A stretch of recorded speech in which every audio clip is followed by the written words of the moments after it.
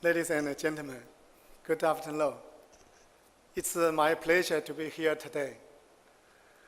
Today, I think I'm very proud of this time because I just take this position as a president of the Middle East. First, I want to express my heartfelt thanks to all of you because without your support, Huawei cannot develop so quickly in this region. Second, I want to express my appreciation and thanks to Mr. Ali. Mr. Ali has been working in Middle East more than 10 years.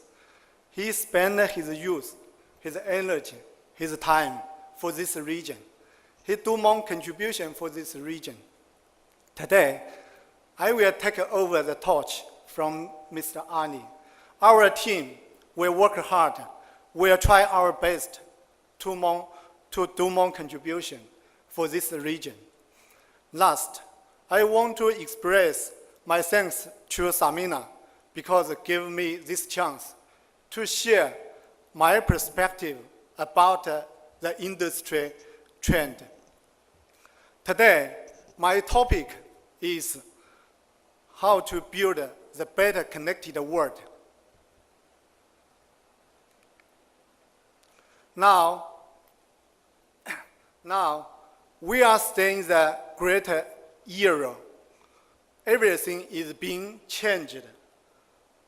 First, the customer demand is being changed. We can find one word to describe this change, the roots. First, the customer wants to get the service in real time, no waiting. Second, the customer wants to get the service on demand, not wasting the time on broadcasting. Third, customers hope they can be all online. They are reluctant to go to the service point in the physical world. And the fourth, everyone wants DIY. Select the package to meet their unique requirement. And everyone hopes the social media, they want to share the information with the other people, not isolated.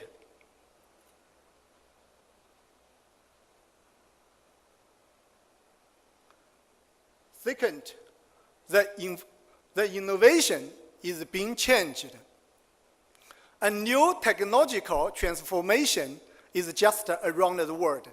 And with the cross-sector innovation as a key feature, there are 8 important sectors where breakthrough will be made, including the network, the material, the computing, the communication, the energy, and the robot, and the artificial intelligence. I think cross-sector innovation will make everything be possible, like the self-driving automobile, combined with the sensors, computing, communication, and the other new technology. The self-driving automobile will come to us in less than 5 to 15 years. So, all of this common feature of the new comment we mentioned above is that all of them cannot be possible without the connectivity technology. So, I would like to say connectivity has become an umbrella of the transformation in various sectors. Third, I want to say, as a connectivity becomes the key feature of the telecom, I think the whole telecom market will reach $15 trillion by 2025, with more than 6.5 billion users, more than 8.5 billion smartphones, and more than 100 billion connections, as well as the application like the cloud, the digital media, and the vertical solution. So, when we are anxious about the decrease of the traditional voice and the short message. When we worry about the low revenue but high data traffic, and when we worry about the road to the future, I want to say, actually, we are faced the unprecedented opportunity of connectivity, and we are just at the beginning of the beginning.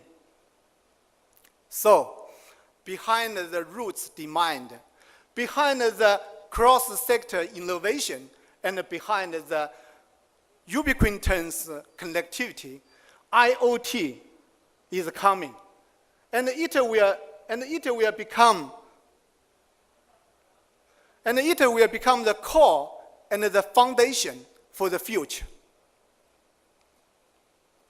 We can say IoT will change the world. First, it will change our life. As everything around us can be connected, I think it will make our life more smart and more convenient. For example, every day we drink milk, but now it's very difficult for us to know the detailed information about the milk. But if IoT comes, I think we could very easily find which cow produces the milk, where she is, how she is looking like, she is happy or not when she produces the milk. So I want to say, in the future, when we drink the milk, we not only enjoy the milk, we are sharing the happiness and the contribution with this cow. Second, IoT will change the industry. In the history, human beings had gone through 3 times the industry revolution, like the mechanization, electrification, and automation.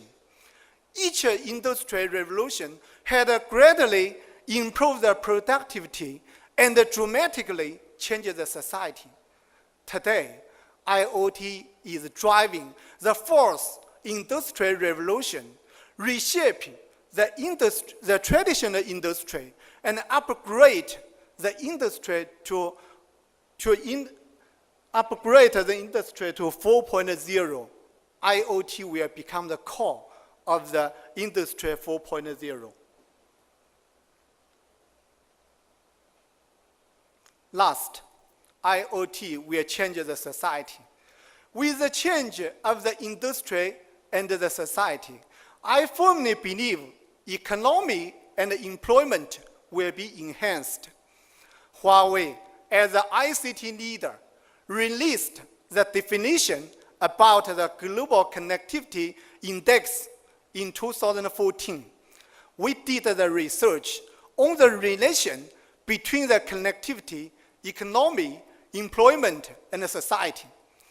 It indicates 1% increase of the Global Connectivity Index will bring about 1.4% to 1.9% increase of the GDP, and the 3% increase of employment.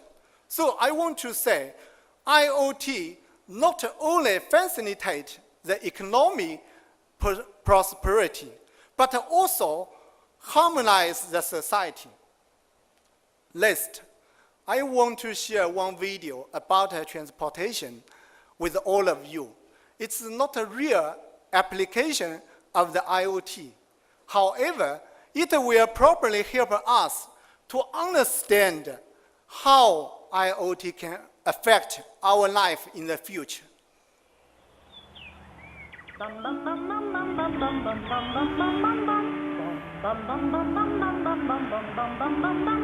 Mr. Sandman, bring me a dream.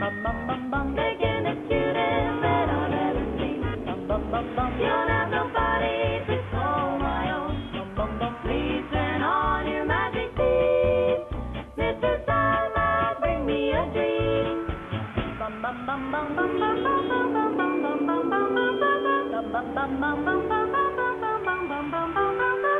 Mr. Sandman, someone to hold.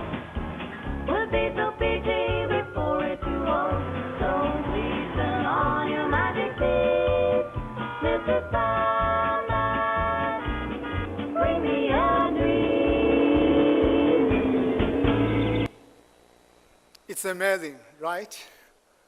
So I think it's our future life. So the future is very brilliant, but the process is very difficult. IoT will be very important to our future life, but are we ready for IoT? In my personal view, there are 4 key challenges should be addressed, including the ubiquitous connectivity, the spectrum gap, the new technology availability, and the open collaboration. All of these just mentioned by Dr. Nasser. So first, the ubiquitous connectivity. Frankly speaking, while we are still have no way to reach the ubiquitous connectivity, in SAMENA region, now there are only 34% individual and 36% home and 41% SME connect the world with a broadband. And in SAMENA region, there are only few countries like Qatar deployed the national broadband. In contrast, most of the countries haven't widely deployed the national broadband because from the traditional perspective, the investment is huge, the ROI is very long, and the deployment is very difficult. So, if we want to reach ubiquitous connectivity, who should take the leadership? How long will it take to bridge the gap?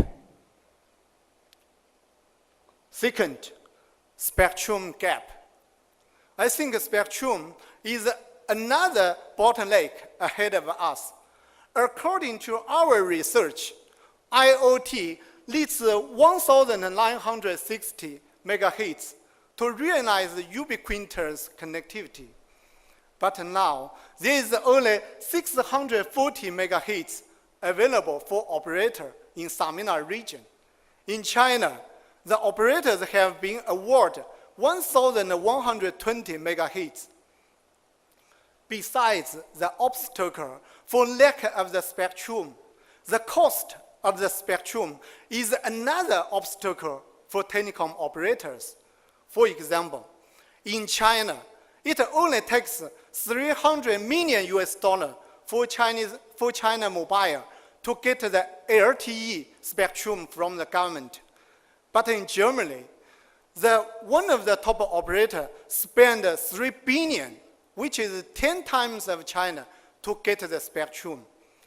The expensive spectrum fee will badly restrict the business development and the IoT development of the telecom operator. So, if we want to bridge the spectrum gap, how much spectrum the government should award to the telecom operator? What's the cost for this spectrum? How long will it take for the operators to get this spectrum? Third one is about the new technology availability. New technology like 5G will support a lot to the IoT development, especially the coming 2020 World Exhibition in Dubai and 2022, the World Cup in Qatar, make new technology more demanding. According to our analysis, there are 3 characteristics of the 5G will meet the requirement of IoT, including the 10 million connections per square kilometers, the 1 millisecond ultra-low latency, and 10 gigabit per second, the peak speed. As you know, Huawei as the ICT leader, every year we invest more than 10% of our revenue to R&D in past 20 years. In 2014, we invest more than $6.5 billion to R&D. All of these will help us keep the leadership in the world. For 5G, we have invested more than 7 years, and now the try 5G in Huawei lab already. So, in order to speed up the new technology, what should we do for 5G? The last but not least, we discussed many challenges before, but the biggest challenge, I think, is whether all of these parties, including the government, the operator, the vendor, the OTT, and the other third parties, can become more open, more proactive, and more cooperative than before. The biggest challenge is the regulatory is balanced and considering the interest of all the parties. Only in this way can we establish a healthy ecosystem. Can we build the win-win partnership? I think it not only benefit the telecom industry, but also bring more value for the society. So, for the cooperation, what role should be taken by the government, by the operator, and by the vendor and the other parties? Transformation is very difficult. But when we are determined to do it, it does happen. Everything is possible. For example, in the past 27 years, Huawei is always regarded as a traditional telecom player. So when we started the smartphone business in 2012, nobody believed Huawei can make it. After 3 years' efforts, in 2014, we have shipped more than 75 million smartphones, and the year-on-year increase rate is more than 45%. Now, Huawei have become the top 3 smartphone provider all over the world, and our P7, Mate 7, and P8 have become a hit in the high-end market. In 2012, we launched the brand Ola as to start the e-commerce business. After 1 year efforts, we have sold more than 20 million smartphones online. And last month, we launched the brand Ola in Dubai. I think the successful story will be happen again in Middle East. Ladies and gentlemen, today we are standing on Dubai. This is a very great and magical land.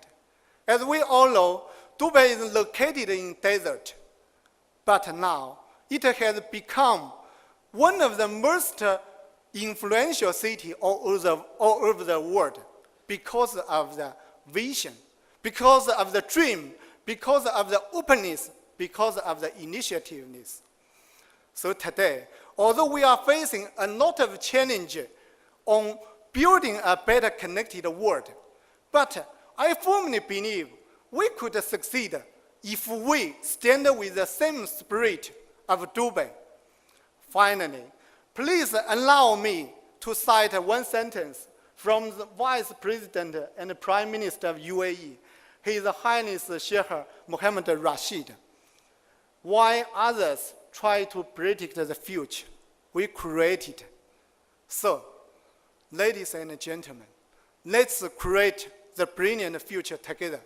Thank you, Shakarin.